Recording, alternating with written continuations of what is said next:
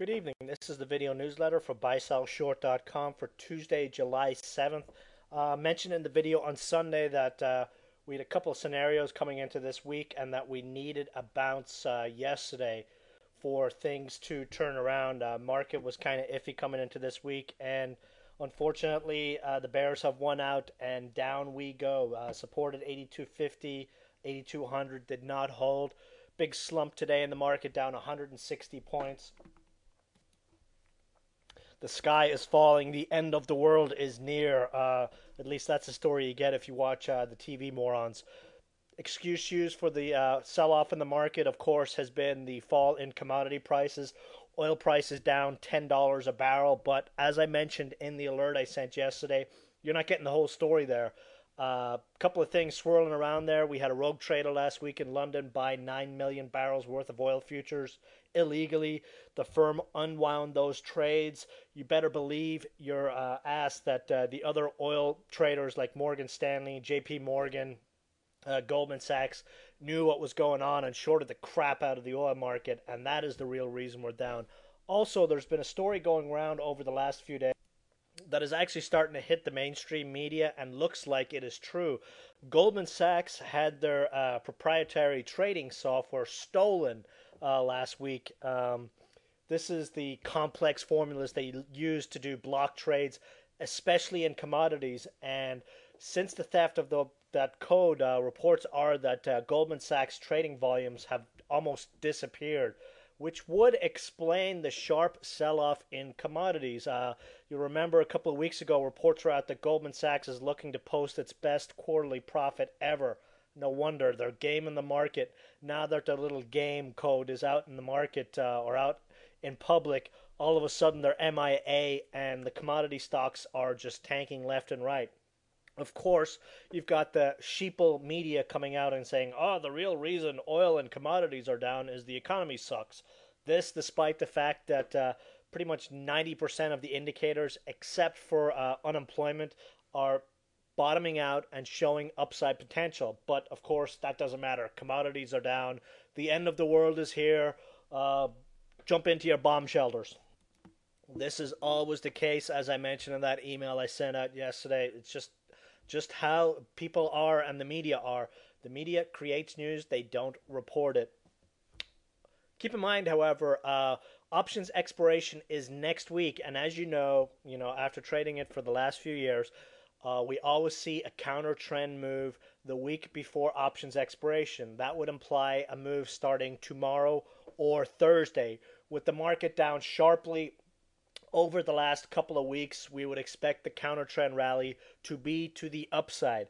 Tomorrow, we'll probably see a little panic on the open. They might try and put in an 8K test, but I would be very surprised if we slide through 8,000 without at least some sort of decent bounce.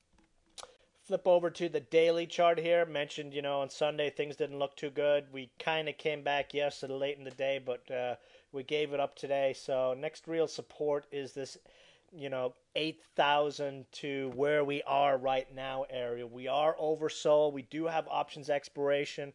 Everyone and their mom is running for the hills right now. The end is here, as I mentioned. Starting to see a lot of shorts pile in. Exactly what we need to see, and things are lined up for options expiration. Maybe Alcoa will give us that excuse we need to start an earnings run. We've got earnings, big earnings parade starts next week. As I've said, I believe earnings are going to be better than the market has priced in. I would suspect we'll see a lot of companies give cautious guidance but start to guide a little bit higher. We've got a lot of signs that the economy could be washed out, and if there's any business to be made, companies are going to have to ramp up things even a little bit in the next quarter. So all it's going to take is a couple of hints that things look good, and it'll be off to the races again, and we'll be back up to 84 to 8,500. SMH, nice start on it today. We got an upgrade of Intel and Marvell. Spike lasted about 15 minutes and then selling throughout the end of the session. We ended right at our support line today, right above the 50-day moving average and right above this uptrend line. So let's see if we get a bounce back tomorrow in this one. US dollar, of course, the market selling off. They run back into the dollar. We've got the G8 meeting this week, so expect dollar bashing to pick up steam. It's usually what they do at the G8. They bash the dollar. They say they want a new currency, blah, blah, blah. Oil's down big, so let's see if Goldman's got a new trading program and comes in and starts to buy oil over the next couple of days. Looking at that oil chart, broke below the 50-day moving average today. Last time we saw that happen was back in March. So, it slid through it pretty easily. Be interesting to see if we do see a bounce back in this tomorrow. Stock plays, terrible market today, but still we had a winner out there. ALTU trading alert late yesterday, early this morning, 44-cent area. Right towards the close, we got a spike to 51 cents. So it hit that first target if you had your orders out there and then eased off a little. So, there's still movement in this market, not a lot, but there is some movement. So that's the reason why we're sort of tiptoeing around and playing a few of these small. Next target here is a move to 55 cents. ONT, nice little pullback over the last few days, starting to flash a buy signal. This one popped on the same scan that we had ALTU on, and a couple of other ones we didn't play that I mentioned in the chat room. Breakout here is 42 cents. I tried that this morning. RSI is trying to break up through 50 again. Stochastics are in the basement, so let's see what happens here. Every time this stock has gotten down to the 38-cent level, we've seen a big spike in price over the next couple of sessions. So let's see if that happens again here tomorrow. STSI, new trading alert today. Target buy 106 and under. Small, 1/3 position. Reason for that is if we see a dip back, we can add some more. Big tank a couple of weeks ago. Like I said in the alert, this is sort of like a Rambus play. It moves based on court cases. These guys have a patent on tobacco or some sort of crap like that, and cigarettes that they're fighting the tobacco companies with. They lost a case, ergo the big tank a week ago. They filed an appeal today, no surprise. So let's see what happens on this one over the next few days. Next ad would be 95 cents and under with 88-cent stops with the stocks washed out. And, it likes to trade up here in the $1.50 to $2 area. So would expect that to happen again. Court cases don't get resolved fast. Bad news is out. They'll push it back up again for the next court date. DSCO, tough play last week. Big sell-off. But as I mentioned, we're going to start averaging in on this one.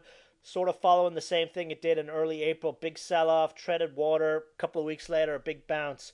Starting to stabilize here. Would suspect that it's going to hold the 45-cent area. We've got a annual shareholders meeting on Monday, so we could see buyers come in ahead of that over the next couple of days. So keep an eye on that. Might be able to get a little fast scalp position out of this one. Short plays, mentioned Apple in the Sunday newsletter. Down again. These kind of big bloated tech stocks that ran up with the market are easy targets on the breakdown. Breakdown confirmation 133. If you went short this yesterday, probably look to keep your stops, trailing stops with a profit on this one, because when the market snaps back, this one's going to snap back as well. PATK was a quick mention in the chat room this morning and yesterday. Piece of crap, low float stock, high debt, garbage sector, but big move over the last week on a pump and dump from $1.05 to $2.70 today, all the way back down to the close, back under $2. Would be surprised if this one doesn't make its way back to the $1.20, $1.40 area over the next couple of days. Kind of stock now. If you go short, you place your stops at $3, but not much hope for this one. Pump and dump looks to be over given the volume on it, and they'll be on to the next play. That's it for the video tonight. As I've been mentioning in the chat room, we're sitting on our hands mostly right now, waiting for the market to turn around. We are dipping our toes into a couple of positions just because when this market bounces back, the bounce will be pretty damn fast, and we want to be selling into it, not being buyers.